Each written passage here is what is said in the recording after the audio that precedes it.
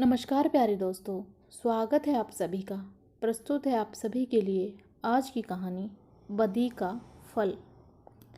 किसी गांव में दो मित्र रहते थे। बचपन से उनमें बड़ी घनिष्ठता थी। उनमें से एक का नाम था पाप बुद्धि और दूसरे का धर्म बुद्धि।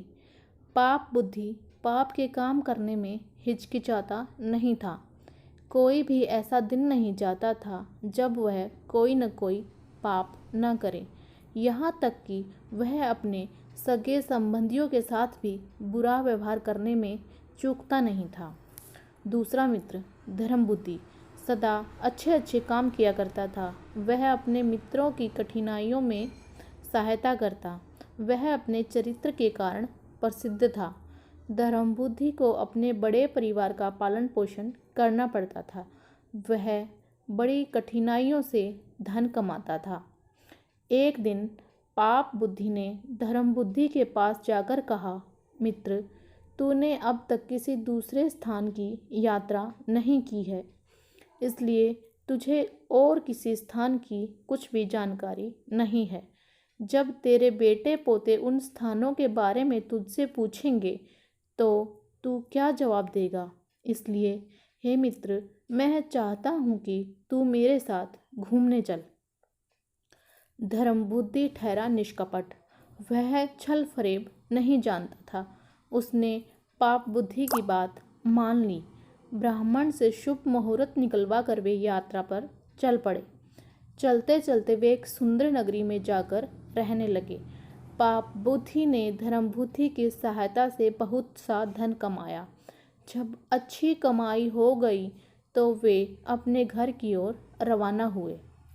रास्ते में पाप बुद्धि मन ही मन सोचने लगा कि मैं इस धर्म बुद्धि को ठग कर इसके सारे धन को हथिया लूं और धनवान बन जाऊं तो इसमें क्या गलत है। इसका उपाय भी उसने सोच लिया।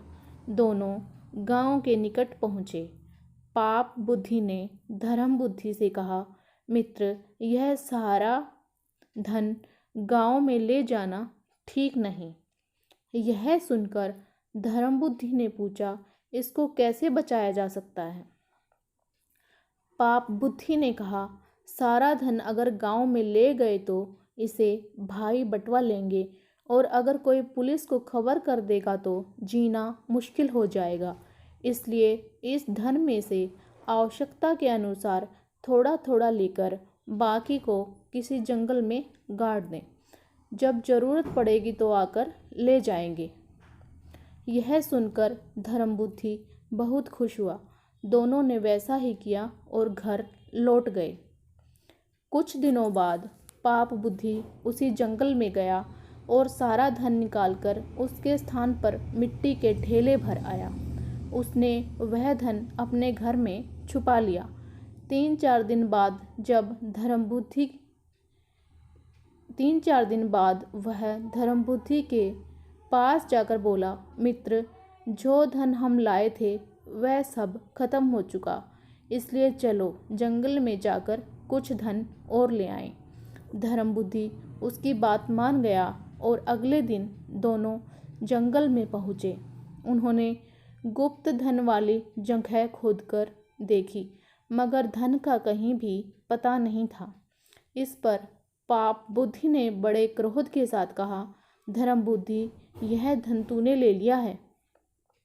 धर्म बुद्धि को भी गुस्सा आया। उसने कहा, मैंने यह धन नहीं लिया। मैंने अपनी जिंदगी में आज तक ऐसा नीच काम नहीं किया है।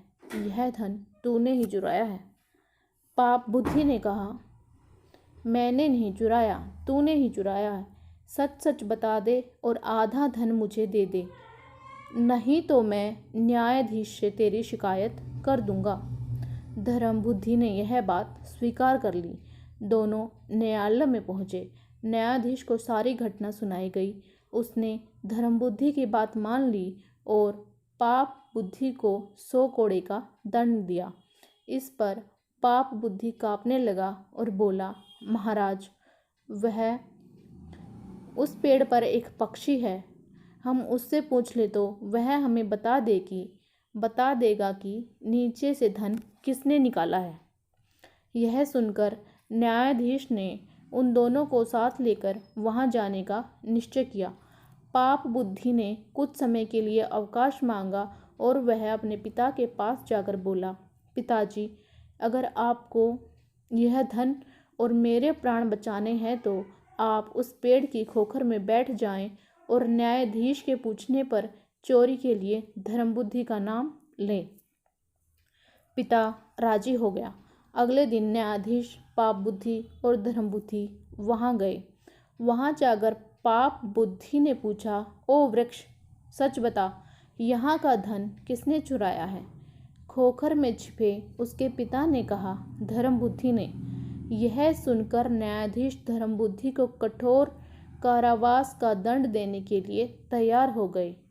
धर्मबुद्धि ने कहा, आप मुझे इस वृक्ष को आग लगाने की आज्ञा दे दें। बाद में जो उचित दंड होगा मैं उसे स्वीकार कर लूँगा। न्यायाधीश की आज्ञा पाकर धर्मबुद्धि ने उस पेड़ के चारों ओर खोखर में मिट्टी के तेल के चिथड़े तथा उपले लगाकर आग लगा दी। कुछ ही क्षणों में पाप बुद्धि का पिता चिल्लाया, अरे, मैं मरा जा रहा हूँ, मुझे बचाओ। पिता के अधजले शरीर को बाहर निकाला गया तो सच्चाई का पता चल गया। इस पर पाप बुद्धि को मृत्युदंड दिया गया। धर्मबुद्धि खुशी खुशी अपने घर लौट आया। धन्यवाद प्यारे दोस्तों, इसी तरह की कहानियाँ सुनने व जानने के लिए आइए जुड़िए मेरे चैनल के साथ, भक्ति ज्ञान गंगा।